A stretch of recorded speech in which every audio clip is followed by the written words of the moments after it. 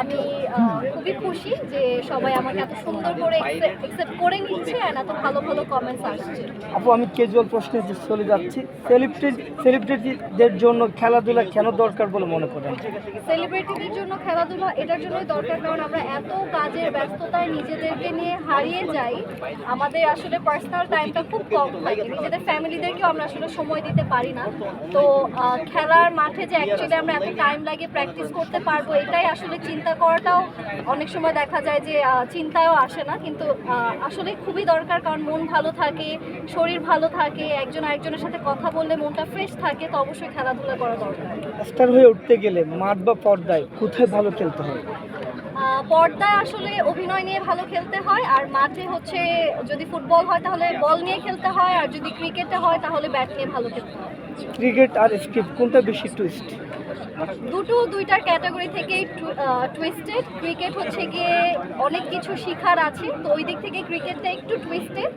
And screen যেটা আছে সেটা হচ্ছে অ্যাক্টিং বা অভিনয় বা নিজের পারফরমেন্স স্ক্রিনে দেখানো, সেটা হচ্ছে কি নিজের টোটালি নিজের স্কিল দক্ষতা, ওইটা হচ্ছে অপোজিট সাইড থেকেও ডিফারেন্টলি টুইস্টেড।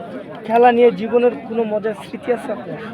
খেলা নিয়ে আসলে সবসময়ই, যখন ছোটোবেলায় খেলতাম ফার্স্ট সেকেন্ড থার্ড হতাম, মার্বেল দৌড় যখন খেলতাম তখনও ফার্স্ট হতাম, যেটা আসলে অনেক কম্পিটিটিভ। তো যদি এখন মনে হয় যে ক্রিকেটটা যদি আগে থেকে খেলতাম বা আরও যদি 4-5 মাস আগে থেকে প্র্যাকটিস থাকতো তাহলে আসলেই আরও ভালো খেলতে পারতাম। এখন তো আসলে কি ওই রকম কিছুই পারি না, বাট চেষ্টা থাকতো তখন আরও ভালো কিছু করার। স্পোর্টস বা অভিনয় কোনটাতে আপনি বেশি ঘাম ঝরান? অভিনয় আসলে ঘামের থেকে বেশি চোখের পানি যায়, কারণ ওইখানে চোখের পানি দিয়ে অ্যাক্টিং করে দেখাতে হয়। আর স্পোর্টসে আসলে দৌড়াতে হয় অনেক, সো মাঠে যখন ফিল্ডে থাকা হয় তখন স্পোর্টসে বেশি ঘামটা ঝরে। আর সর্বশেষ প্রশ্ন, আপনি কিছুক্ষণ পরে আপনি মাঠে নামবেন, আপনার দল, আপনি ব্যাটিং বা বোলিং করতে কোনটা স্বাচ্ছন্দ্য বোধ করেন? আমি আসলে বোলিংটা খুব ভালো খেলি। বোলিংটা আজকে থাকলে আমি হয়তো উইকেট মেরে দিতাম, কিন্তু আমার যে ক্যাপ্টেন আছে সে আমার ব্যাটিং নিয়েও হয়তো খুবই কনফিডেন্ট, তো সে আমাকে ব্যাটিংয়ে দিয়েছে। আমি জানি না ব্যাটিং কতটুকু ভালো করবো, কারণ ব্যাটিং প্র্যাকটিস ঠিক মতো করিনি, আমি বোলিংয়ে প্র্যাকটিস করতেছিলাম এতদিন।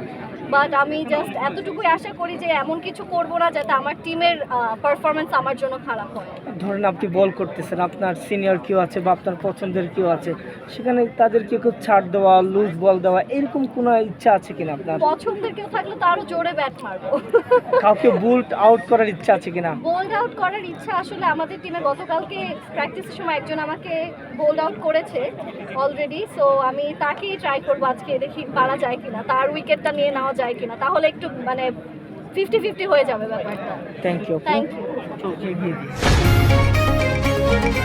পাবলিক রিঅ্যাকশনে আপনার মতামত দিন। আপনার মতামতই পারে দেশ গঠনের নতুন পথ দেখাতে।